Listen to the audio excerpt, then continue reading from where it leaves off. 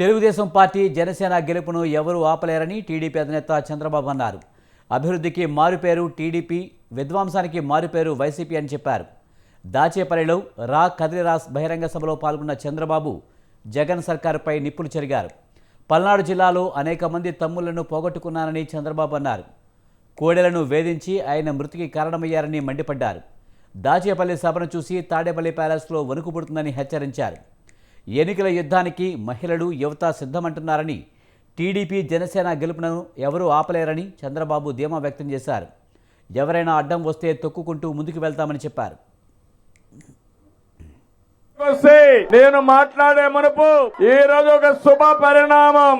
ఉదయం నేను హైదరాబాద్ నుంచి బయలుదేరితే మైలవరం ఎమ్మెల్యే వసంత కృష్ణ ప్రసాద్ గారు పార్టీలో చేరాడు.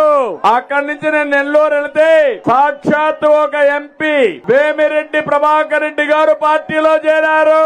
ఇప్పుడు ఇక్కడికి వస్తే నర్సారావుపేట ఎంపీ లావు కృష్ణదేవరాయలు పార్టీలోకి వచ్చాడు. ఉత్సాహవంతుడు, చదువుకున్న వ్యక్తి, స్వలాభం కోసరం కాదు, నిజమైన ప్రజాసేవ కోసరం వచ్చాడు. అవునా కాదా? ఏమయ్యా ఎంపీగా ఉన్నావు, ఏం చేశావు ఈ 5 సంవత్సరాల నుంచి, మళ్లీ వస్తున్నావు, అడగబోతా ఉన్నావు ఓట్ల గురించి అని చెప్పి మీ అందరికి కూడా తెలియజేసుకుంటా ఉన్నాను. ఈ ప్రాంతానికి సంబంధించి ఏదైతే మాచర్ల అలాగే వినుకొండకు సంబంధించి చాలా ఇంపార్టెంట్ అయిన, చాలా ప్రత్యేకమైన వరికపుడిశాల ప్రాజెక్ట్ ఉందో దానికి సంబంధించి 60 సంవత్సరాల నుంచి కూడా ఇక్కడ పోరాటం చేస్తా ఉన్నారు. ఒక్క అడుగు కూడా ముందుకు పడలేదు. పడకపోవడానికి కారణం ఏదైతే ఫారెస్ట్ అనుమతులు రావాలో, ఫారెస్ట్ అనుమతుల కంటే కూడా మరీ ముఖ్యమైనవి అది టైగర్ రిజర్వ్ లో ఉంది. ఆ అనుమతులు రావాలి కేంద్ర ప్రభుత్వం నుంచి. ఆ 2 అనుమతులు కూడా ఈ 4 సంవత్సరాలు తీసుకొచ్చాం. ఆ ప్రాజెక్టు ఇంకా డబ్బులు కేటాయించడమే తప్పకుండా ముందుకు వెళ్తుంది.